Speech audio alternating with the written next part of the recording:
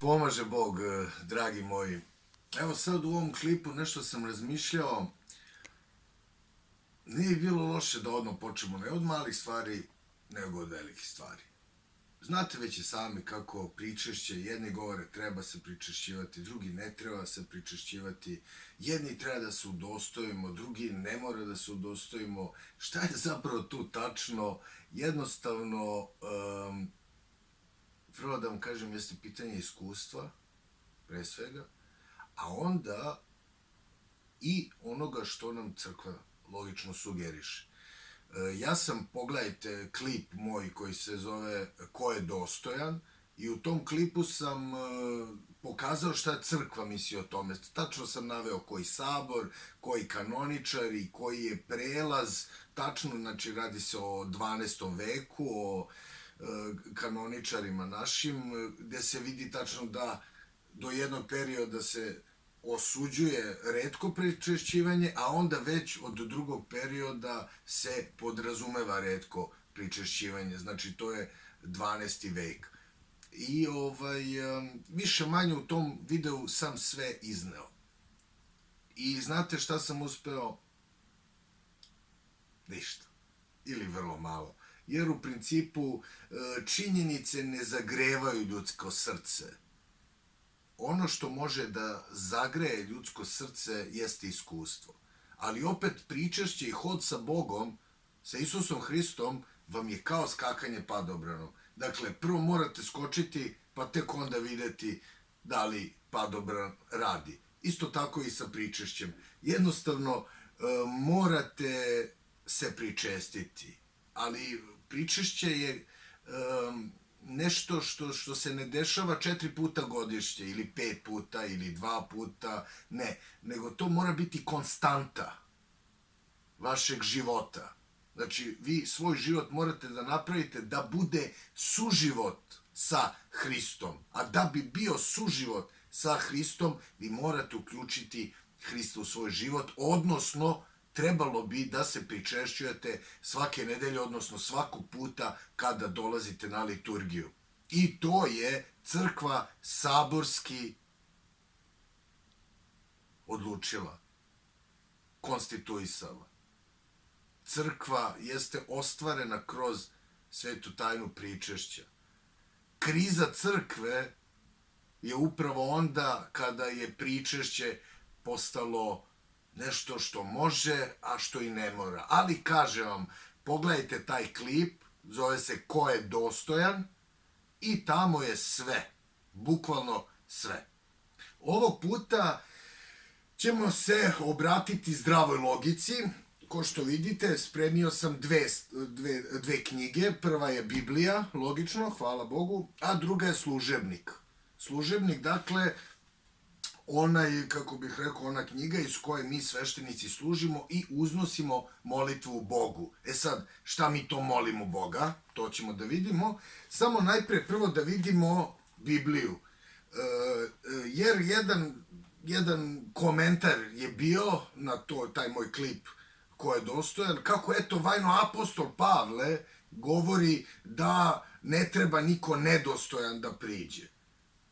I to je tačno. Međutim, to nije sve. Šta to apostol Pavle želi da iskomunicira ne sa nama, nego sa tim ljudima u Korintu, a posredno i sa nama? Dakle, radi se o 1. Korinćanima, 11. glava, od 17. stiha, pa ajde da kažem do 34. stiha. Pre svega moram da kažem da tada, u vreme apostola Pavla, je postojao običaj da Evharistija, odnosno večera gospodnja, nije bila nešto za šta smo se pripremali postom ili nejelom, nego je upravo bila nakon jela, klasičnog jela, pa se služila večera gospodnja.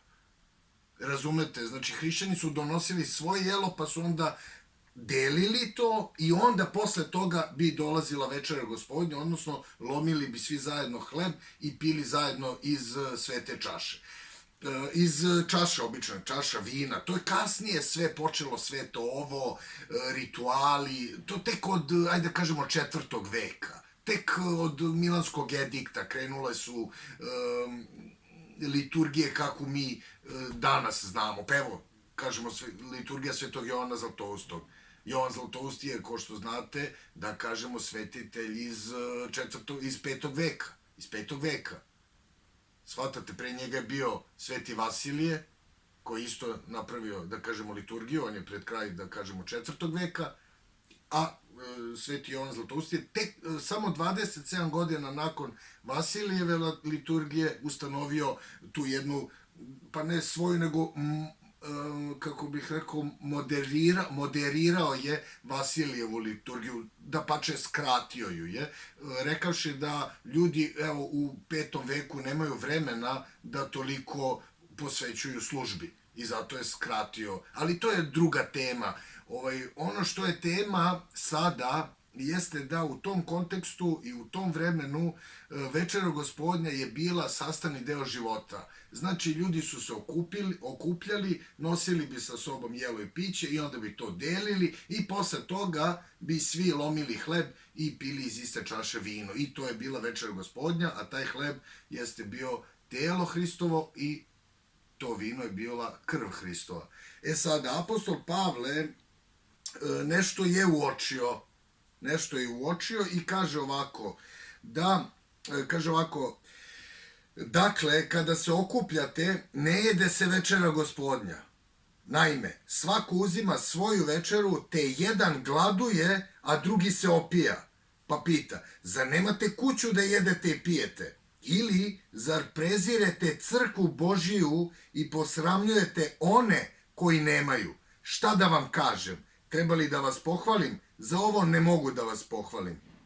Ja sam naime primio učenje od Gospoda koje sam i vama predao, da je Gospod Isus one noći kada je bio predat uzeo hleb, zahvalio Bogu i prelomio ga rekavši, ovo je moje telo koje se daje za vas, ovo činite za moj spomen. Molim vas, samo jedna, da kažemo, digresija. Znači, ovo je telo moje koje se daje za vas. Dakle, ono se daje. Ono, da bi se dalo, ne potrebuje vašu zaslugu. Da li me razumete? To je kao poklon. Dakle, vi nešto nekome poklanjate. I to je poklon ukoliko vi ne tražite ništa zauzvrat. Ukoliko tražite nešto zauzvrat, onda je to trgovina. Zar ne? Prva stvar. Druga stvar, telo i krv Hristova danas na liturgiji jeste u stvari dolazak Hristov. I onda, analogno prvom dolasku, zar je Hristos došao zato što je čovečanstvo bilo dostojno? Jesmo li se mi kao ljudi udostojili, pa je on došao? Ili on došao upravo opozita radi? Upravo zato jesmo bili nedostojni, a kako je sam rekao, ne trebaju zdravi lekara, nego bolesni. I nisam došao u svet da zovem pravednike na pokajanje, nego grešnike. Ista stvar je i danas. Ali vratimo se tekstu. Ovo činite meni za spomen. Tako je uzeo i čašu posle večere i rekao, ova čaša je novi savez po mojoj krvi. Kad god je pijete, činite to meni na spomen. Zaista, kad god jedete hleb i pijete čašu, navešćujete smrt Gospodnju dok se on ne vrati. I sada dolazi ovaj deo gde taj moj komentator, ajde da kažemo, ukazao, tačno, kaže, zato ko nedostojno jede hleb i pije čašu, bit će kriv za greh protiv tela i krvi Gospodnje. Shvatate? Kaže, neka se dakle svako prvo preispita, pa tek onda neka jede od hleba i pije iz čaše. Jer ko jede i pije, sada je odgovor šta je to nedostojno. Evo, apostol Pavle govori. Kaže, jer ko jede i pije, a ne razaznaje u tome telo Gospodnje, navlači na sebe osudu kad jede i pije. Razumete? Znači, nedostojan je onaj ko ne razume da je to zaista telo Hristovo i to zaista krv Hristova. A zato i postoji jedna ispovedna molitva pre samog pričešća koja glasi: verujem, Gospode, i ispovedam da si ti vaistinu Hristos, sin Boga živoga, koji je došao u svet da grešnike spaseš, od kojih sam prvi ja. Još verujem da je ovo samo prečisto telo tvoje i ovo sama časna krv tvoja, stoga ti se molim. I tako dalje, doći ćemo i do toga, ali razumete, znači vi ispovedate da to zaista telo i to zaista krv. I samim tim ne pijete to sebi na osudu, razumete? Da li me shvatate šta je apostol Pavle ovim hteo da kaže? Molim vas, vrlo je bitno. Apostol Pavle kaže: zato ko nedostojno jede hleb i pije čašu, biće kriv za greh protiv tela i krvi Hristove. Tačno.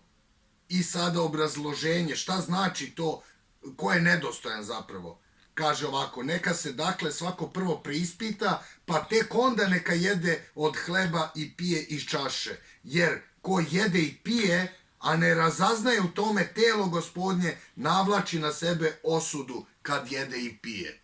Shvatate šta je nedostojnost? Nedostojnost je, po apostolu Pavlu, onda kada ne razaznajemo da je taj hleb telo Hristovo i ta krv i to vino krv Hristova. Razumete, kada se odnosimo prema tome kao prema običnom jelu.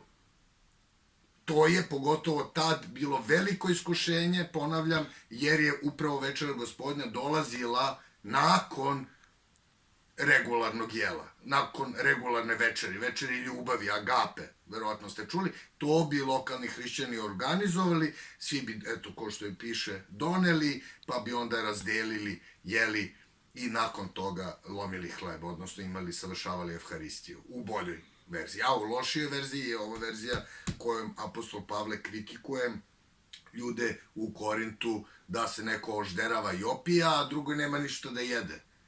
Kaže, idite kući pa jedite, a ovde dođite radi hrišćanskih, da kažemo, osjećaja.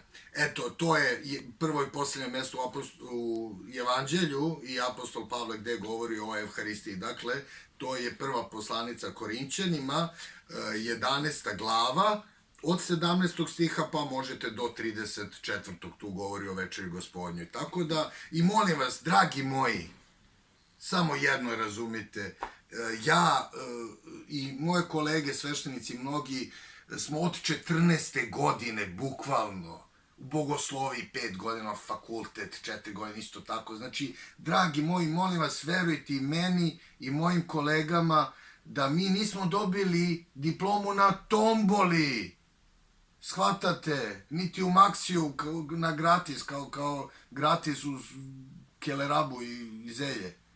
Shvatate, znači učili smo to. Za ovo mesto iz Korinćanima sam učio kad sam imao 14 godina, sad imam 40 godina. Nemojte da se pravite pametni. Nemojte da se trudite, da štitite Hrista od ljudi radi kojih je on došao. Ili da štitite Hrista od sveštenika. Pa zar zaista mislite da Hristos ne bi mogao sam sebe da zaštiti? Nego si mu baš ti potreban, Bože mili. To je isto, evo, setimo se u Evanđelju u Gecimani, u vrtu, i onako bio je apostol Petar, kakav je već bio korpulentan i na prvu reagovao, kad su krenuli da hvataju Hrista, on uvati nož i opa, onom slugi odseče uvo. I apostol, čuj mene apostol, sam Hristos mu kaže, stani, šta radiš? I isceli ovog slugu i kaže, čekaj, zar ti misliš da ja nisam sad u mogućnosti da umolim od Oca 12 legiona anđela da zbriše sve, ali pusti. Takva je volja Očeva. Tako treba da se dogodi. Tako je pisano da će se dogoditi. I onda je dao nauk i Petru i svima nama, ko se mača lati, od mača će i poginuti. Tako da, eto, molim vas, radite na sebi, nemojte da radite na drugima. Shvatate, Sveti Jovan Zlatousti je rekao, bit ću strog prema sebi, a blag prema drugima. Tako da i mi smo dužni da budemo strogi prema sebi, a blagi prema drugima. A ovde govorimo o Hristu. Veliki je greh ako svojim marifetlucima vi nekoga odvratite od pričešća od Hrista. Ja sam svedok. Ja. Da mi je pričešće telom i krvlju Hristovom donela dobra u životu. Totalno me je izdiglo iz ponora smrti. Bukvalno, dragi moji. Bukvalno. Jer da sam grešio sam, ali ono od čega nisam odustao je to je da se pričešćujem, to je da služim. I zbog toga me je Hristos iscelio, dragi moji, i zato želim to da podelim sa vama, želim da vas motivišem da i vi tako, jer znam, meni je pomogao. Hristos je došao da pomogne, da nas resazda, da niko ne pogine, nego da svi imamo život večni. No dobro, ajde sad da vidimo šta kaže služebnik. Vidite, ovo je služebnik. Ovo je, kako bih rekao, knjiga koju sveštenici koriste kada služe liturgiju. Evo, vidite, služebnik piše ovde Sveti arhijerejski sinod Srpske pravoslavne crkve. I odmah da vam kažem, ovo je služebnik iz, kaže, leta gospodnjeg 1986. godine po blagoslovu patrijarha srpskog tadašnjeg Germana. Shvatate? Znači, ima dana, što bi rekli. Evo ga, dođimo do božanstvene liturgije Svetog Jovana Zlatoustog. Šta Sveti Jovan Zlatousti, dakle, koji je napisao tu liturgiju, kaže o pričešću? Šta mi molimo? Dakle, mi sveštenici. Shvatate? Kaže, sveštenik, priklonivši glavu, moli se tiho. Dakle, to je nešto što vi na liturgiji ne čujete. Ajte sad da vidimo o čemu se radi. Znači, sveštenik se moli u ime svih okupljenih. Kaže, tebi poveravamo sav život svoj i nadu, čovekoljubivi vladiko, i molimo te, i prizivamo, i preklinjemo, udostoj nas da se pričestimo nebeskim tvojim i strašnim tajnama sa ove sveštene i duhovne trpeze, sa čistom savešću, na otpuštenje grehova, na oproštaj sagrešenja, na zajednicu Svetoga Duha, na nasledstvo Carstva Nebeskoga, na smelost prema tebi, ne na sud ili na osudu. Dakle, dragi moji, molim vas, ajte još jednom, znači, mi se molimo da kada uzmemo svete tajne, pričešće, dakle, da nam te svete tajne, da nam to pričešće bude na otpuštenje grehova. Ali čekajte, kako to je malo, to je jedan oksimoron onda. Ako se mi TZV pripremamo, pa se eto rasteretimo grehova, onda zašto molimo na koje otpuštenje grehova ako nemamo grehova? Da li razumete? Znači, pričešće je to koje nas izdiže iz tame greha, ali greha kao ontološke, a ne moralne kategorije. Greha kao šta znači greh? Greh, jevrejska reč hamatija, znači promašaj. A pokajanje, preumljenje, znači preumljenje, metanoija, nadumljenje, preumljenje, znači pogodak. Shvatate, imali smo jedan krivi pogled i zato smo promašili, hamatija greh, a sad imamo pravi pogled. I samim tim pravu centar, ne mašimo. Hristos je taj centar. I zato on kaže ovako, da nam pričešće bude na otpuštenje grehova, na oproštaj sagrešenja, znači moralnih i svakakvih, na zajednicu Svetoga Duha, na nasledstvo Carstva Nebeskoga, na smelost prema tebi, ne na sud ili na osudu. Nadam se da je ovo jasno. Mislim, ovo je srpski jezik, dragi moji. Nije tu neka apstrakcija, sad neki teološki termini, ne znam ja. Ovo je klasični srpski jezik. Što bi rekao Hristos, ko ima uši da čuje, neka čuje. Ko ima oči da vidi, neka vidi. Ajte, molim vas, uključite se. Šta kaže, evo druga jedna molitva, posle Oče naša. Kaže ovako, blagodarimo ti nevidljivi care, koji si svojom neizmernom silom stvorio sve i obilje milosti svoje priveo sve iz nebića u biće.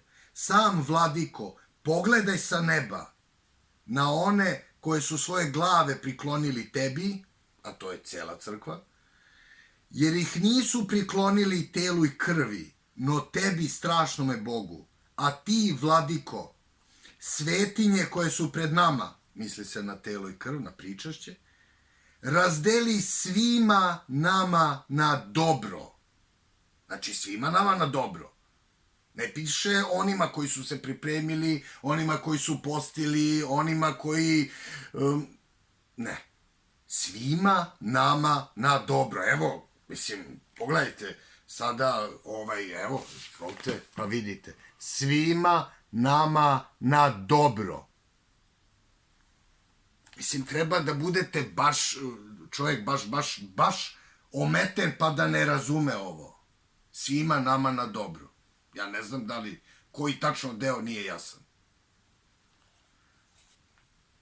Svakome prema njegovoj potrebi. Plovi sa onima koji plove, putuj s putnicima, isceljuj bolesne, lekaru duše i tela naših. Pa onda posle toga dolazi još jedna sveštenička tiha molitva, tajna. Kaže, čuj, Gospode Isuse Hriste Bože naš, iz svetog obitališta svog i sa prestola slave carstva svog, i dođi da nas osveštaš, ti koji sa Ocem sediš gore i ovde si nevidljivo sa nama, i udostoj nas da nam svojom moćnom rukom predaš prečisto telo svoje i prečasnu krv, a preko nas i svemu narodu. Vidite, a preko nas i svemu narodu. Znači, svemu narodu. Ne onima koji su se, ili šta god, ne, onima, ne, svemu narodu. Onima koji su došli, dakle, koji su tu. Shvatate? Srpski jezik, molim vas, dragi moji, to je jezik na kojem govorimo mi i ceo region. I sada kreće, dakle, da se priprema sveto pričešće, pričešćuju se prvo sveštenici, i onda dolazi molitva pre pričešća za sveštenike, normalno, ali i za sav narod izlazi sveštenik, kaže sa strahom Božijim, verom, nadom i ljubavlju pristupite, molim vas, obratite pažnju da glagol pristupite je glagol u imperativu, znači nema hoćeš nećeš, nego dođi, pristupi, pristupite u množini, shvatate? Jasne stvari, srpski jezik. Uglavnom, i onda kaže, ko je se spremao za svetu tajnu pričešća, neka prikloni glavu svoju i neka ponavlja reči ove molitve za mnom. I kaže, verujem, Gospode, i ispovedam da si ti vaistinu Hristos, sin Boga živoga, koji si došao u svet da grešnike spaseš, od kojih sam prvi ja. Još verujem da je ovo samo prečisto telo tvoje i ovo sama časna krv tvoja, a u kontekstu onoga što smo pričali, apostol Pavle, 1. Korinćanima, 11. glava, od 16. do 34. stiha, znači dostojnost, nedostojnost, evo ovde, znači ovo je molitva. I stoga ti se molim, pomiluj me i oprosti mi sagrešenja moja, hotimična i nehotična, učinjena rečju i delom, svesno i nesvesno, i udostoj me da se neosuđeno pričestim, prečistim tajnama tvojim, na otpuštenje grehova i na život večni. Dakle, mi se molimo da nam Gospod oprosti sagrešenja naša, moja, hotimična i nehotična, ali čekajte, kako je to moguće ako sam se ja ispovedio pre 10 minuta ili pre 5 minuta? Da li to znači da sam ja bezgrešan? Da li to znači onda da ja ovo, eto, tek reda radi, se molim. Razumete? To je problem. Što je danas i pričešće i odnos sa Hristom postao reda radi. Reda radi se molim. Pa čekaj, brate, se moliš za ispovedanje grehova. Pa što se moliš ako nemaš grehova? Jel nemaš grehova? Ili imaš grehova? Pa razumete? To je nakaradno, bre, jer se ne razume šta je sveta tajna ispovesti. I onda posledično se ne razume ni šta je sveta tajna pričešća, Evharistije. Ali čujte, nije ni bitno, bitno je samo doći. Jer vidite, evo, vi se ispovedate i vi molite, cijela crkva moli, svi koji pristupaju čaši mole.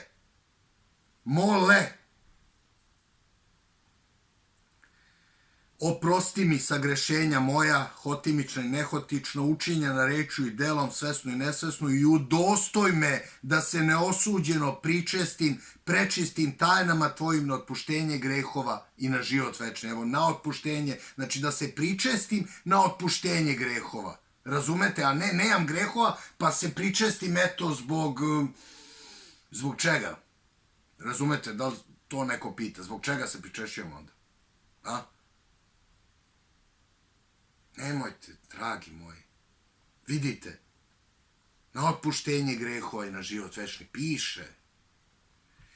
I onda, primi me danas. Pazi, ovo kreće još intimnije. Znači, primi me danas, Sine Božiji, za pričasnika. Pričasnik, to je zajedničar. Znači, onaj koji ostvaruje zajednicu. Tajne večere tvoje. Jer neću kazati tajnu neprijateljima tvojim. Niti ću ti dati celiv kao Juda, izdajnik, već kao razbojnik, a misli se onaj pokajani razbojnik, ispovedam te. Pomeni me, Gospode, u carstvu tvome. Neka mi pričešćivanje svetim tajnama tvojim, Gospode, ne bude na sud ili na osudu, već na isceljenje duše i tela. Amin. Dragi moji, samo ova molitva dovodi do pitanja koji tačno deo nije jasan. Koji nije jasan deo? Razumete, sveli smo svoju pobožnost na apstrakciju i na formu. Shvatate, to je kao jednom u Teksasu hrišćani lokalni su odlučili da se mole Bogu za kišu. I sad onako community, kakvi su već Ameri, oni vrlo su onako nasmejani, dobri, hoće da se organizuju i sve lepo i naprave, podignu šator specijalno za tu priliku da se oni mole, jer oni se mole po tim šatorima. I uglavnom tamo buljuk ljudi, nekoliko hiljada. Nekoliko hiljada. I sada sveštenik, odnosno pastor njihov gleda i od tih nekoliko hiljada samo jedan dečko, dete, je ponelo kišobran. I pastor je to video i prilazi tom dečku, detetu, kaže, jeli pa šta se tu ponelo, vidi kako je vruće. Kaže, da, ali mi se molimo za kišu. To znači padać. A ja treba se vratim kući. Da li razumete, a Hristos je rekao, budite kao deca, eto zbog čega, jer samo jedno dete od tog buljuka ljudi, od nekoliko hiljada je ponelo kišobran na molitvu za kišu. Znači samo jedno dete veruje da će pasti kiša i samo zbog te vere je i pala kiša tad u Teksasu, dragi moji, zbog te vere. Znači šta, mi dolazimo na liturgiju, molimo kao ovu molitvu, a u stvari šta? Uzdamo se u svoju pravednost. Mislim, bukvalno je smešno, oprostite, molim vas, ali ne mogu da razumem.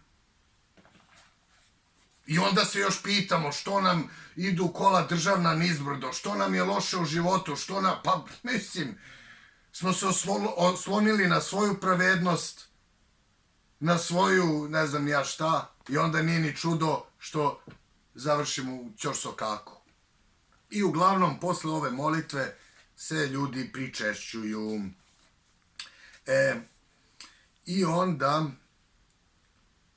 I onda pevnica već kreće da...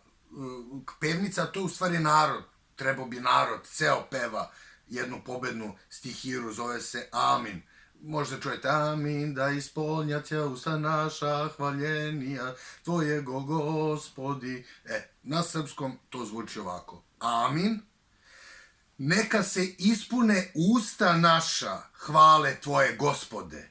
Da pevamo slavu Tvoju, znači nakon pričešća, nakon što smo se svi pričestili. Narod peva, svi mi pevamo. Jer pevnica predstavlja narod, sad. Da pevamo slavu Tvoju, jer si nas udostojio da se pričestimo svetim Tvojim božanskim, besmrtnim i životvornim tajnama. Sačuvaj nas u Tvojoj svetinji, da se sav dan poučavamo pravdi Tvojoj. Znači, Hristos nas je udostojio, a ne mi. I zbog toga smo tako blagodarni i uznosimo hvalu Gospodu. A sveštenik onda ili đakon počinje: primivši božanske, svete, prečiste, besmrtne, nebeske i životvorne, strašne Hristove tajne, stojeći mirno, dostojno zablagodarimo Gospodu. Znači, dostojno zablagodarimo Gospodu. To je tad pomenuto, nikad do tad i nikad posle. Samo tad, da dostojno zablagodarimo Gospodu. Da smo u mogućnosti da dostojno zablagodarimo Gospodu. Zašto, dragi moji? Pa zato što je Hristos u nama i zato što Hristos uznosi to blagodarenje umesto nas. Pogledajte molitvu Svetoga Filareta Moskovskog. To je vrlo onako jaka molitva. Nađite u bilo kom molitveniku, ima molitva Filareta Moskovskog. Kad on kaže sam u meni moli se, to je tako jako. Pogledajte, molim vas. A to je Filaret Moskov, to patrijarh znači. Patrijarh. On kaže ne znam šta da molim. Grešan, on. Ti znaš, Bože, molim te, ti u meni, sam u meni moli se. To kaže patrijarh. A eto, postoje očigledno strukture koje znaju bolje od patrijarha. Što da ne? Uglavnom, ima sad isto još jedna tajna molitva sveštenička koja kaže ovako. Na pričešće, na sve, završava se liturgija i kaže: blagodarimo ti, čovekoljubivi vladiko, dobrotvore duša naših, što si nas i u današnji dan udostojio tvojih nebeskih i besmrtnih tajni. Ispravi put naš, utvrdi sve nas u strahu tvome, sačuvaj život naš, učvrsti korake naše, molitvama i moljenjima slavne Bogorodice i uvek devojke Marije i svih svetih tvojih. Tako da, i još jedna molitva, kaže: Hriste Bože naš, ti sam jesi punoća zakona i proroka. Ti si ispunio sav očev domostroj spasenja. Ispuni radošću i veseljem srca naša svagda, sada i uvek i u vekove vekova. Amin. Tako da, time se završava liturgija Svetog Jovana Zlatoustog. Svetog Vasilija Velikog je liturgija ista, samo je, kažem, malo su duže molitve određene, ali u principu ista je, da kažem, poenta. Isto tako i Sveti Vasilije moli u molitvi prinošenja i uznošenja da se mi udostojimo tele i krvi Hristove zbog zalog budućeg nasleđa.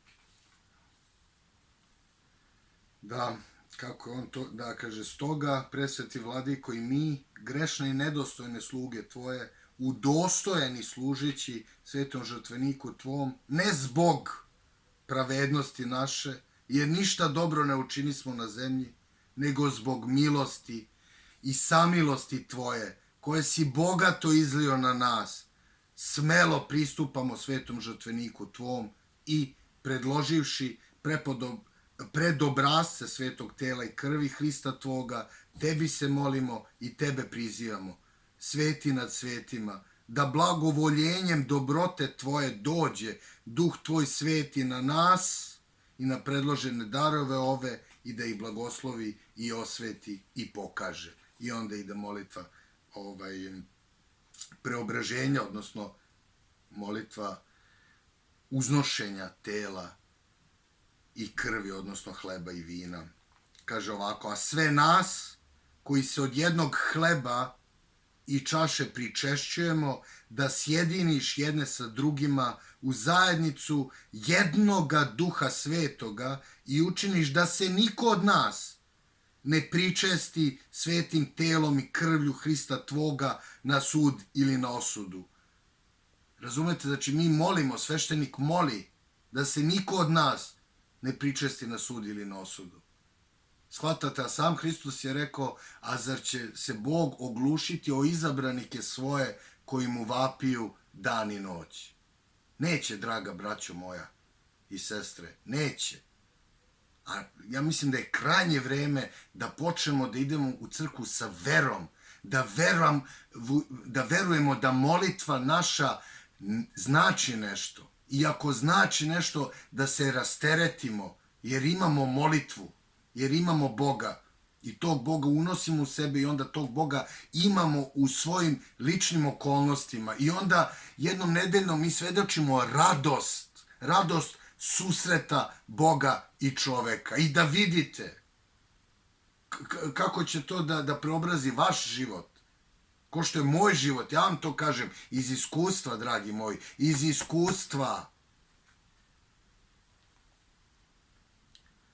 Znači da se niko od nas ne pričesti svetim telom i krvlju Hrista tvoga na sud ili na osudu, nego da obretemo milost i blagodat sa svima svetima koji ti od pamtiveka ugodiše. Eto, tako da to je Sveti Vasilije Veliki. Kaže, o Bože naš, učini da niko od nas ne bude kriv pred ovim strašnim i nebeskim tajnama tvojim, niti nemoćan dušom i telom zbog nedostojnog pričešćivanja njima, nego nam daj da do posljednjeg daha svog dostojno primamo deo svetinja tvojih na poputninu u život večni, za blagugodan odgovor na strašnom sudu Hrista tvog, da bismo i mi sa svima svetima koji ti od pamtiveka ugodiše postali zajedničari večnih blaga tvojih, koji si ugotovio onima koji te ljube, Gospode. Tako da, eto, to je u principu sada je ista je služba, isto je sve, iste su molitve. Tako da, eto, dragi moji, služebnik, Sveto pismo, zaista verujem da je vrlo jasno i ono što je Pavle mislio u 1. Korinćanima i ono što mi danas služimo, odnosno što su napisali Sveti Vasilije Veliki i Sveti Jovan Zlatousti. Mislim da je vrlo jasno. Tako da molim vas, izborite se za svoje pravo da primate Hrista u sebe na događaju liturgije. Izborite se. U nekim eparhijama, kao što je Bačka, kao što je Braničevska, to je jedan standard. U Beogradu je, može ovako i onako, ali daće Bog do jednog uniformnog stanja, idemo ka tome. I bit će i u Beogradu tako. Ali u sada vi možete naći crkvu u kojoj je već tako. Molim vas, Hristos nije došao u svet i dao život svoj da biste vi mogli ili ne, nego da bi uzeli telo i krv njegovu, da bi njima preobrazili svoj život i samim tim bili svedok njegove milosti, svedok zbog svih onih drugih koji gledaju u nas kada pričaju i misle o hrišćanstvu. Budimo dostojni te milosti Gospode. Eto, dragi moji, mislim da su stvari jasne. Hvala vam puno i budite blagosloveni.